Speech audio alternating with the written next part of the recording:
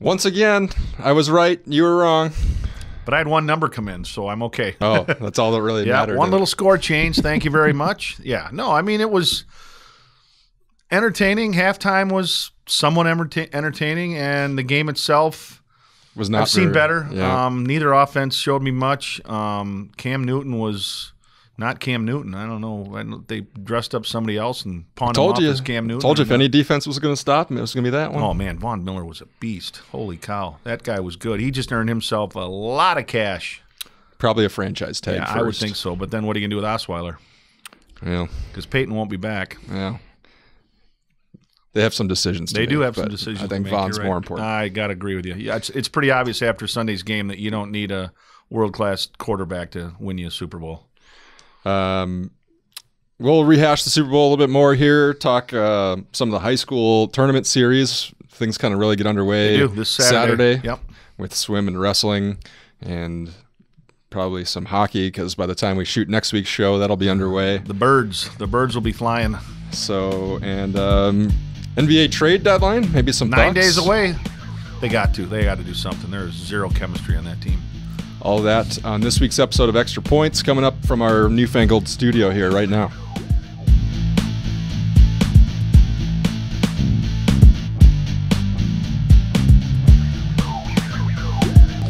What's up, everybody? Welcome into Extra Points. I think we got a little lost on the way here today because we did. It's too close to our usual desk. Was this in our contract that we were moving to a different studio? Well, I think they can do whatever they want. Our contract doesn't run up for like another 7 years, so okay. They just get to tell us whatever they want. Well, as long as we've got the two greatest quarterbacks of all time behind us, that's all that really matters. This is Extra Points. This is our weekly show that John Barry here and I, Eric Schmoldt from the Gazette Sports Department, do, where we just talk about all kinds of crazy sports stuff for all of our amazing fans out there. Yeah, growing by leaps and bounds every week. What were we up to? Like 1.5 million hits last week, I think someone said. Yeah. So it's ridiculous how big we've gotten. Shout out to our fan out there who chimed in this week that we need to be more like Mike and Mike. So we do need to be more like or Stephen A. and Skip. You be Stephen A. I got to start screaming more. You got to scream, yell. And I'll just talk all Cowboys all the time. Okay. What should we yell about first? Cam Newton. Everybody wants to yell about him this week because he's the worst sport in the world, and he didn't handle it very well. He didn't handle it well. He did not handle it well, and it started with that ridiculous non-effort he made to get the fumble. What was that? I mean, the ball's laying on the ground, and you kind of look down at the pile, and you don't even make an effort to dive in there. I mean, they were down one score. That's, the game's not over. And I could not believe that was his attempt at trying to recover that ball. And, he didn't. Denver did. They scored 2 plays later, and game over. Ron Rivera threw in the towel the next series when he punted on 4th down with 2 minutes left inside the zone 5-yard line. What happened to Riverboat Ron? Yeah, Riverboat Ron, which, I mean – the game itself, not for the faint of heart. I mean, if you like offense, what were there, 10 score changes, I think, and Manning with 140 yards passing. Denver, the first team ever to win a Super Bowl with less than 200 yards of total offense. So, like I say, if you wanted scoring and you like offense, that wasn't your game. Well, you probably were kidding yourself if you were going into that game expecting some kind of crazy shootout because, those are 2 of the best defenses. And they proved it. I don't know, with the whole Cam thing, I'm just so over it. I think the people who are out there beating the drum are the people that already didn't like him in the first place going into the game. Yep. And now you just get a chance to pile on because he lost the game. And everyone says he didn't handle it well. I'm not going to sit here and say that he did, but he just lost the Super Bowl and he didn't play well. I mean, a lot of one-word answers. Avoided a couple of questions, but you do have to have a little class. And that was the one thing I heard is, when Brady lost, when Manning lost, they were classy about it. They answered all the questions. They showed up in a sport coat and a tie, and they had a little dignity and a little pride instead of, hiding behind a hoodie and everything else and really giving yes and no answers to questions and then finally just saying, okay, I'm done. I'm out of here. And obviously disappointed, but Cam – still some growing up to do. Well, and I think that's okay. Yeah. I mean, he's a young guy. I think we've all probably had some decisions we regret and you try to learn from and move on. Life's about failures, and that's the biggest one he's probably ever had, and I hope he learns from it. Now, of course, we're 2 days removed from the Super Bowl, and since there's no football for a couple months now, the favorite thing for everybody to do is to put out their power rankings 2 days after the season's over. So I did see that, yes. Green Bay was third, fourth? Well, it depends on which one you looked at. I saw top five in most of them. The ESPN one last night had him seventh, I think. Okay, all right. Well. But somebody gave him a first-place vote. I mean, I don't know. What do you – We've talked about it. We've talked about what has to be done with Green Bay, and, you know, it starts with some playmakers. It starts with a tight end, and then shoring up the defense and figuring out with Peppers and those guys, you know, are they coming back? And if they do come back, you know, are they going to be on a part-time basis, or are they going to go full throttle? And some decisions to be made. And obviously McCarthy and Thompson, you know, have butted heads over the last couple of years. That's been made evident in a couple of stories that have hit the wire. And I think they got to be able to coexist. And if that means – you know, McCarthy telling Thompson, look, spend a little money on some of these veteran free agents if they can help us in a 1 or 2 year window. And I think right now, with where they're at, that's probably the window they have. Is if it's going to happen, it's going to happen over the next couple of years. I think most people are thinking Carolina is the team to beat because they've got some money to go out and make some moves themselves. Yep. They'll get Kelvin Benjamin back, have a little better offensive weapons for Cam. Right. Is it Carolina and Green Bay in the NFC? Well, I don't discount Seattle. I don't think you can, but you know, I think I would say yes, but I think the game plan now is to pressure Cam. I mean, I think they said Denver got 22 times they came after him or touched him or whatever, and you know, the Broncos had success against Brady doing that. They had success against Newton doing that, and maybe people are learning that, you know. And hopefully Green Bay is included in that mix, is that there's nothing wrong with pressuring the quarterback. If you get beat on a long play or something, so be it. But I don't think, you know, Cam didn't have any touchdown passes. They got one rushing touchdown, and the long ball or such didn't hurt him.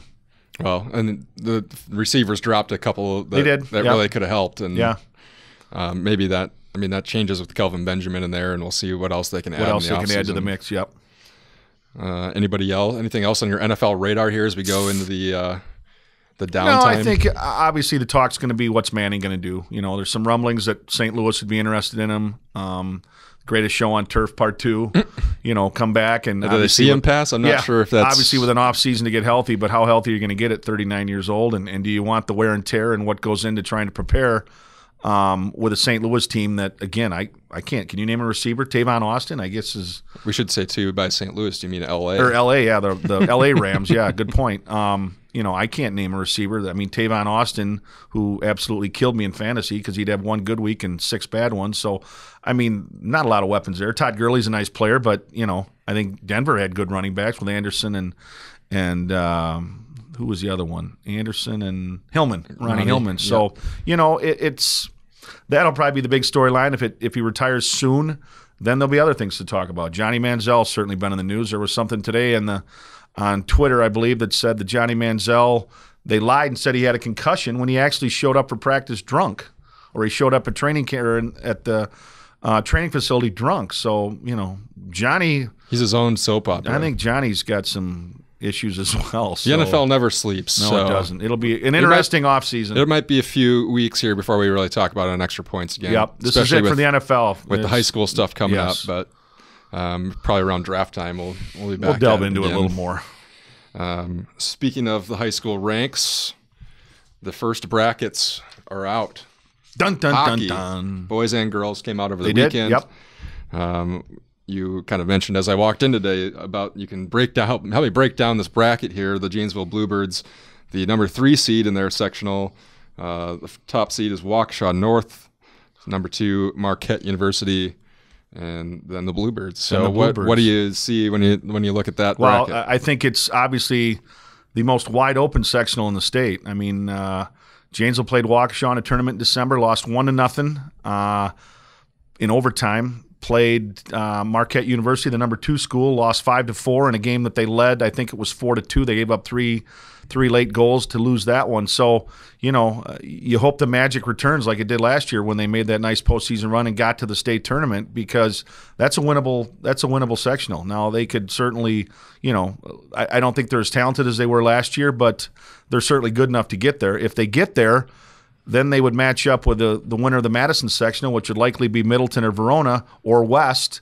Middleton they split with, Verona they split with. West beat them twice, but I know Coach Marmon feels like he knows they can play with the West. So a pretty good draw for the Bluebirds, and they're playing good hockey right now. They've won, I think, 7 of their last 8. Got a big week to end the season with Sun Prairie and Beloit, but if they win those two and Arrowhead, you're looking at a 17-7 season with probably 5 of those 7 losses, 1-goal losses. So and they also had some early on because they were kind of behind in getting the season started, and these other teams had played a few games and came out and beat them out of the gate. And I think that's no more evident than that first game when they lost, I think, 6-1 or 7-1 to Middleton, and then turn around and beat them. At that time, they were the number 2 team in the state, beat them 1-0. So I mean, John Marmon, those kids will be ready to play. And again, they've got some decent individual talent, but they're not as talented as they were last year. But yet here they go, and they're going to be going into the postseason on a tear. The Fury on the girls' side, also a number 3 seed. Right. Yep. They're in the sectional with Middleton as the top seed, Onalaska the number 2 seed, and then the Fury will host Baraboo in Beloit on Thursday the 18th at 7 o'clock. Yep. So, and again, Middleton as they're known, the Metro Lynx, beaten Janesville twice, both by 2-1 scores. So, or not Janesville, but Rock County, beating them twice by 2-1 scores. Onalaska beat them; they were close. The Fury are young and some good skill players there, and Dave Sadi's done a great job in his first year with that group, and again, I think a sectional that certainly they can compete in. I'm not sure they've got enough, overall experience to maybe make that jump to the state tournament, especially under a first-year coach where you're still learning that system and learning how things operate. They went in last weekend and played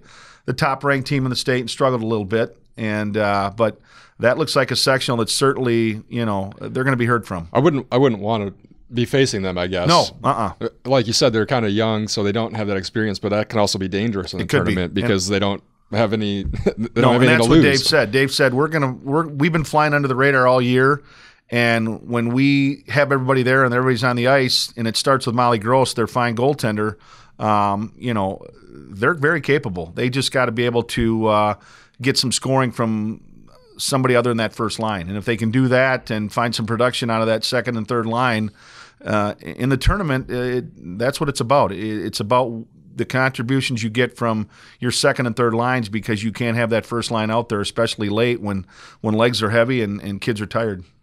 Should also mention, just to go back, because we didn't say when the Bluebirds are playing, that's also next Thursday night, right. 7 o'clock at the Ice Arena here in Janesville. They're going to play the winner of Monroe and Kettle Moraine. Kettle Moraine, they've beaten already, and Monroe, fairly new program, and I would expect Kettle Moraine to be the opponent for that game. The other tournament series that start right away this weekend, swim and wrestling with regionals across the board coming up Saturday morning. I guess start with wrestling. Obviously, you kind of look at sectionals a little bit more because that's when you determine who's going to state. But regionals, important to get yourself into the team sectionals. Yep. And if you don't get through regionals, you don't have a chance to get to sectionals. Well, it's going to be interesting because I think everyone kind of thought that it would be a given that Stoughton and Melton would wrestle for that team title, for the chance to go to the state team tournament. And Elkhorn's going to have something to say about that. Elkhorn's hosting the regional, and Elkhorn's not a bad team. They've been in and out of the rankings all year, whether it's honorable mention. I think they're in the upper, maybe 9, 10, 11 at one point. So, is Badger in that sectional? Or I don't. I want to say no. I want to say Badger goes east with Milwaukee schools, but I could be wrong. But Elkhorn's certainly formidable, and Melton coming off first time in 22 years. They haven't won at least a share of a conference title, and so I'm sure they're going to be they're going to be raring to go and trying to at least get another crack at Stoughton and see what'll happen. But I think their obstacle to get past that regional is a lot tougher than Stoughton. I think Stoughton will cruise to the regional title, but I don't know about Melton and Elkhorn. Well, and of note, they didn't even finish second at the Badger, and they didn't have a single champion. And they've been pretty hurt by injuries. They have been, and I know Whitehead didn't wrestle at the conference meet. Obviously, he's not going to make a 100-point difference, but it causes you to have to flip-flop things in your lineup, and sometimes you don't want to do that. And, hopefully for Melton's sake, they're at full strength, and I know Pat Yelk will have those kids ready to go. It's just Elkhorn's got some good talent as well, and I know, again, it comes down to weight classes and scoring enough points from your third, fourth, and fifth place finishers, where it doesn't always matter what your champions do. And obviously at the sectional meet, it doesn't matter what you do as a team. It all comes down to individuals. So I'm looking forward to Saturday, and I'm looking forward to seeing if Melton can rebound from, like I say, their first non-conference title in 22 years. I got some good some smartphones info? these days. Okay, so. Yes. Badger is there. So it'll be Badger, there. Elkhorn, and Milton, which could be really interesting. Yeah. Really interesting because Elkhorn and Badger are strong at the weight classes that Milton's not, and that would be the upper weights. And obviously with Heidemann and Microt at 285, there's points to be made up for those teams, and it's you wonder if they'll cancel each other out, which will help Milton. But certainly Milton, at the lower weights is got a lot of good wrestlers with Dalton Shea, Tristan Woods, Billy Pitzner at 170. They've got kids that are certainly capable of bringing that team a regional title and another shot at Stoughton a week from Tuesday. Evansville, Albany hosting a regional as well. I think we expect them to get through. Yep. They're not quite as deep as they have been in the past years, where they've made a run once to the team state. Right. But I think strong enough to at least get themselves back to team sectionals, and then you see what happens there. And then I think we both looked ahead a little bit. We figure it'll be River Valley that will probably be their, standing in their way. And the key once you get to that state team tournament dual meet is your good kids got to get you 6 points. They've got to get you either a tech fall or a pin to get you 5 or 6 points. And those toss-up matches are the matches where you don't think you're going to win. You got to stay off your back. I mean, that's the difference between winning and losing. And you got to get 24, 30 points from your 5 or 6 really good wrestlers, and you can only give up 15 or 16 from the kids that are supposed to lose, and that's how you win. What do we expect from swim?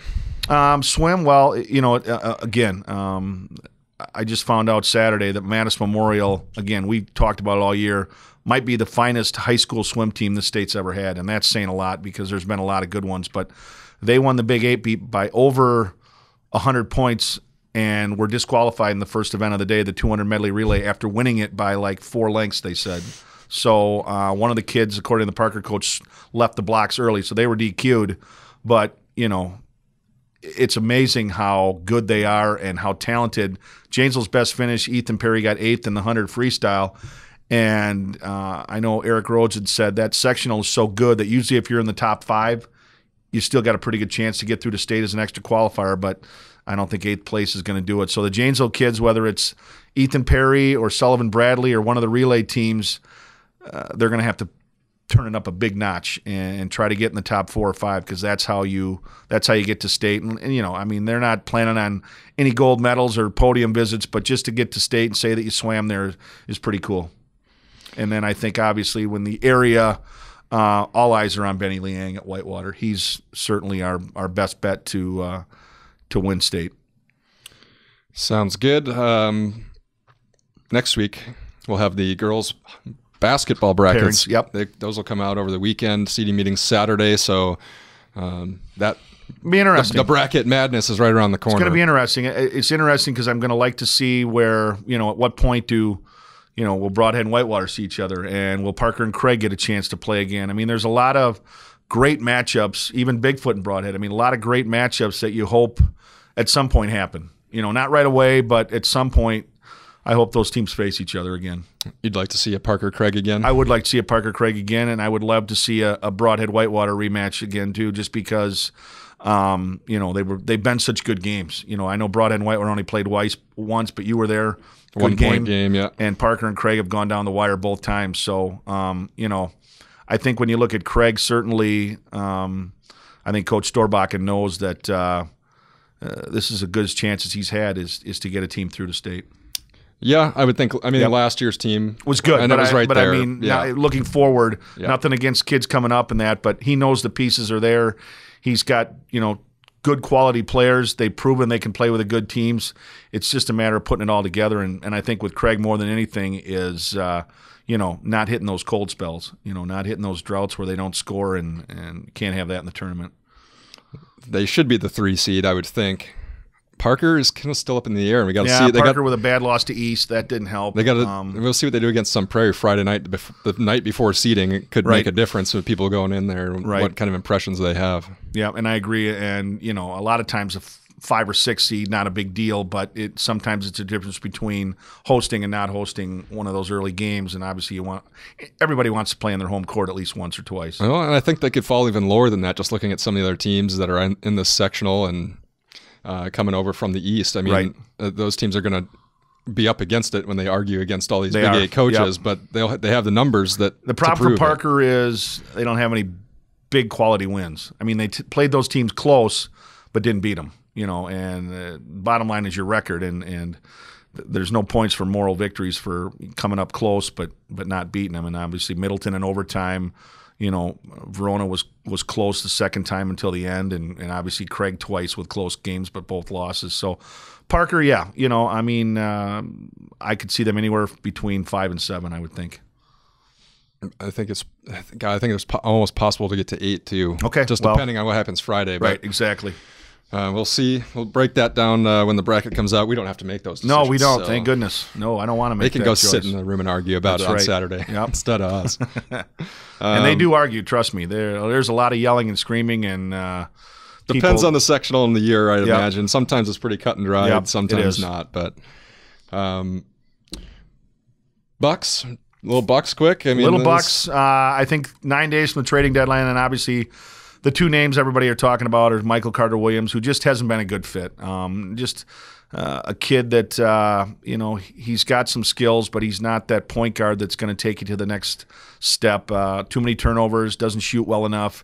And then I think Greg Monroe, the one guy that offensively has been lights out, has been a liability defensively. And I think there's probably a contender, a playoff team out there that would like his offensive skill set, and we'll probably looking to add him. So those are 2 that I think could be gone. I don't think anyone other than Giannis and Jabari are probably off limits, but I think if anyone goes, it'll be Carter-Williams and Monroe, whether it's in a package deal or a single deal or something, I don't know. But I would expect them to do something. Everything I'm reading is saying since the trading of Brandon Knight last year, the chemistry on that team has not been good. Just a lot of friction, a lot of inside stuff going on. And these were the guys that were supposed to be brought in to take them to the next level. They brought in Carter-Williams at the deadline last year and then signed Monroe. I mean, that was supposed to be – they took such a big step last year. Okay, they were supposed to try to take another step with these guys, and it just hasn't happened. And really, other than ending the Warriors' long winning streak, really hasn't been much to like about the Bucks this year. I'm very, very underachieving, and a team that I thought would be much better than it is. And as it is right now, they're a lottery team. And if that's the case, maybe the ping pong balls fall right and Ben Simmons lands in your lap, because other than that, there's not much to look forward to with that team right now. Yeah, kind of weird. I mean, everybody expected such an exciting season, and it's kind of just fallen flat. It has. It's too bad, because I think kids trying to do the right things, but sometimes it changes for the best, and in this case, I think that's how it's going to have to be. And it's kind of weird because now this is the stretch where they have like the most home games in a row, and 20 of their last 30 they're games basically out of it. Yeah, exactly. And you have to just go to see like Kobe. Does he still have to come? Or did he do that already? I'm not even sure. That's a good question. But you got to look for something like that to get yourself really interested in going. Or whether it's LeBron or Golden State, they've already made their appearance. Frank comes to town, I think. Here, Frank the Tank, who's playing better, who's got his average. I think it's up over double figures. So obviously he's not going to be a bust, and obviously Decker with the injury hasn't played at all, and it's too bad. That's about all the NBA I know how to talk. That's all I can talk to you about the NBA. That's very limited, yes. I think I did watch a few minutes of Golden State last week, just because if they're on, you got to watch it. Yeah, well, it's Steph Curry. I can watch him, shooting the driveway. It's about as far as my NBA knowledge extends. We leave sad. All that to John Beaumont. Sad. Yes. A special note this week, our podcast address is changing, so if you listen to the podcast version of this show on your smartphone, Your app should switch the address, but if it doesn't, you can go to gazetteextra.com/extra points, which is XTRA points. And POINTS. Andrew Ryder, our fine producer, has put together something that will help you sort it all out. It'll guide you where you need to be, because I would like to be up to 1.5 million subscribers. 1.6 next week. We got to get another 100,000. Right. Okay, that's fine by me. And I think we can do it. We're not asking for a lot, people. Just tune us in and feedback and let us know what you think. And hopefully this new studio of ours that we spent a lot of money and a lot of time on is going to be the real deal for us. You can also share this show with your friends. You can tweet the links out to people. Tweedly-deedly-dee. Let them know that it's worth their time. It is worth their time. Or you can leave us a review on iTunes or comment on YouTube or Twitter or Facebook or Gazette Extra or any of the other litany of places that you've come across us. And I can put in a shameless plug that if any of you are really bored on Friday night, tune in to WCLO where you'll get to hear yours truly doing a Parker Sun Prairie Girls game with Josh Goldberg. So if you need a good laugh on Friday night, tune in. 7:15 we come on the air, 7:30 tip off, and you'll probably be laughing yourself off the air by about 7:40. So hopefully for Josh's sake, that was a shameless plug. I'm sorry. Thanks to Kevin McLeod for the music, and thanks for everybody for tuning in, and we'll see you back here next week. Go Bucky.